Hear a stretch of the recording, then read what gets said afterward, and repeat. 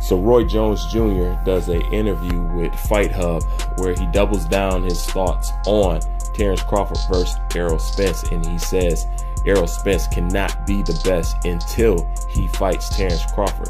As everybody know, Roy Jones believes that Terrence Crawford is a better fighter between the two, simply because he believes that Terrence Crawford has fought better opposition, which left a lot of people scratching their head and a lot of people to criticize Roy Jones Jr. to why he believes that. And he said he's simply been around too long and has fought the better competition for him to go against Terrence Crawford over Errol Spence. He said he still does not know what Errol Spence is yet. He hasn't had a proper test. And then he brings up the fact that Errol Spence fought Sean Porter, and they said that was his first real test, but it basically left us to, scratch our heads. We really don't know. We really didn't get anything from that. But most people are criticizing Roy Jones Jr. because he said that Terrence Crawford has fought the better opposition. Most people don't believe so because Errol Spence has the bigger names. This is where it comes into play, where I said you got to know the difference between fighting somebody with a name and fighting a good fighter. Sometimes you can fight a good fighter that does not have a name, and sometimes you can fight a fighter with a name, but it's not a good fighter.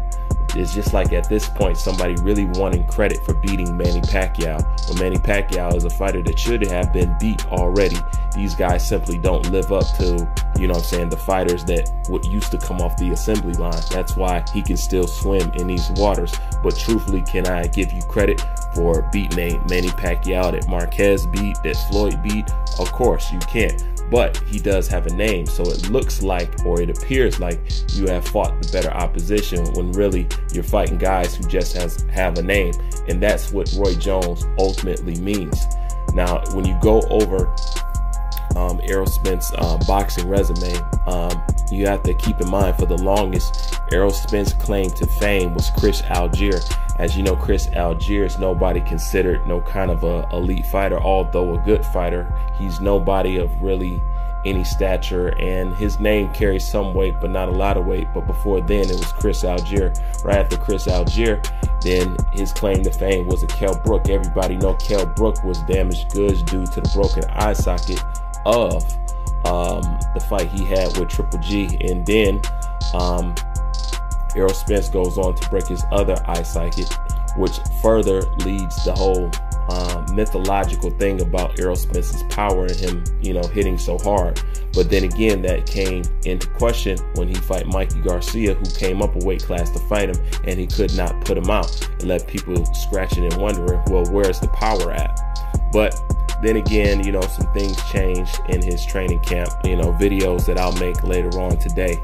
But when it comes to what Roy Jones is talking about, Roy Jones is talking about, the Victor Postles. He's talking about the prime Gamboa that he meet. And matter of fact, we could just stop it right there with a prime Gamboa, because that version of Gamboa that Terrence Crawford beat was the elite Gamboa. That was Gamboa when he was Gamboa, on top of having already cleaned out a weight division itself. Most people try to overlook that or downplay it. But then again, if it's so common and if it's so easy, we will see people all the time cleaning out weight divisions and becoming undisputed. Because at the end of the day, like I said, that is the ultimate goal in boxing, is to become undisputed. Something that nobody can argue. Once you have that undisputed title, that means nobody can say anything. It is what it is. But, fighters chase different things for different reasons. But before then, that's all that you could give to Errol Spence. And, Roy Jones Jr. doesn't want to really give him credit for that either, because he basically looked at, Kell Brook as just somebody, willing to cash out or willing to take the biggest dollar, and that's why he basically took that fight for the most part. And I would have to agree with Roy Jones Jr. I totally understand where he's coming from, even if most don't, but on a casual level, most people don't. I've been said that Terrence Crawford has fought the better opposition, but most people don't think so because they relate everything to names. I've been told people that Velasquez would have beat Errol Spence. I have no doubt of that in my mind, but then again, it depends on how deep you are into the sport and how well you study it. because other than that, you wouldn't understand it. And what I'm saying to you now would sound kind of crazy to you, but if you know boxing and if you know styles and if you know how to size fighters up, then it shouldn't be that far-fetched for anybody to understand. But a lot of people don't get it, but they got to keep in mind that Roy Jones is not no casual. He's not no somebody on the sidelines. He's not a YouTuber talking about boxing, even like me. He's somebody who's been up close and personal in it himself, you know, and being a former champion and somebody that's ambitious as Roy Jones. Then I think there's nobody better to speak on the subject. I think he likes Errol Spence a lot, and I think he likes Terrence Crawford. But you have to understand, Roy Jones is very competitive in his day, and I believe he's still competitive now. You know what I'm saying? And even he wants to know what he's looking at, and even he somehow puts himself in that category when he's weighing these fighters out, and he knows what he would be like if he was still, you know, as active as these other guys. So that's a fight that he's always expressed that he is interested in, but most people can't get why he says that. But me over here, I understand it 100%. And like I said, Errol Spence's first proper step-up fight was Sean Porter, and that was a Sean Porter that was supposedly a brawler, not really technical. But in that fight, as you've seen, he got outboxed by Sean Porter, and Sean Porter posed questions for Errol Spence that he could not answer. The only thing he could resort to is illegal blows, which he was totally fine with in order to get Sean Porter up off of him, you know, in order to get some kind of control back over the boxing match. And that right there spoke volumes to me. It shows that when he's under pressure, he didn't have an answer, and he resorted to doing something dirty, something that he accused Sean Porter himself of doing, and Sean Porter didn't even need to use that against Errol Spence. He basically beat him at his own game, which is basically boxing, and he bullied him and he made him freeze.